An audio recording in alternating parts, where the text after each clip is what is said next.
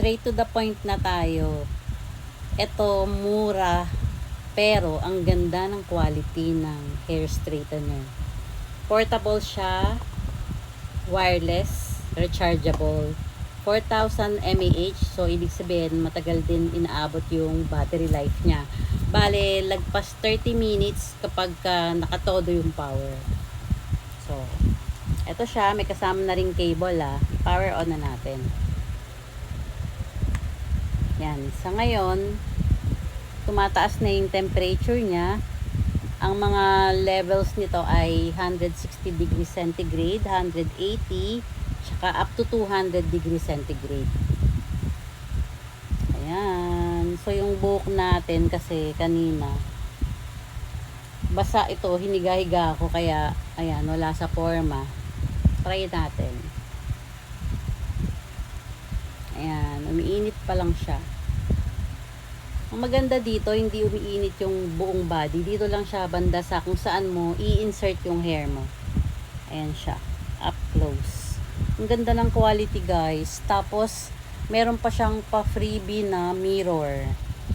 Eto, mas parang kinilig pa ako sa freebie, ano. Nagulat nga ako, may freebie palang ganito. Tignan nyo. Mirror on the wall. O, diba? Makikita nyo yung all sides ng inyong buhok dito. Diba? Galing, no? Ayan. 87 degrees na siya. 90, 91. Mabilis naman siya. Pero pwede mo rin i-press to para bilisan. Ayan, 100. O, ayan, 200.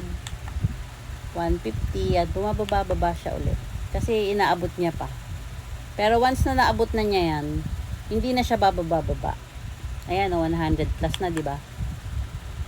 Ayan, pwede na natin i-try. Pag nagmamadali tayo, alis tayo ng basa yung buhok natin.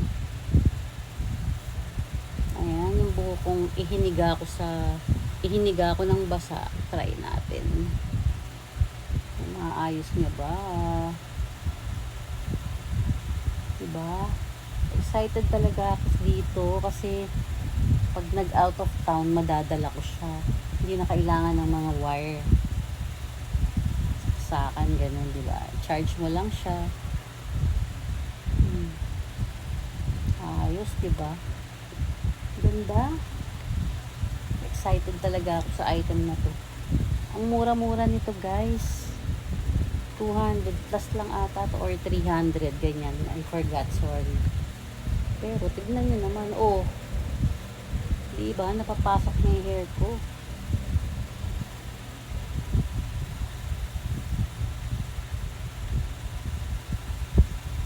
Lalo na pagka ilan na ngayon, 183 na. Pagka pakiramdam nyo sobrang init niya, pwede nyo na may adjust.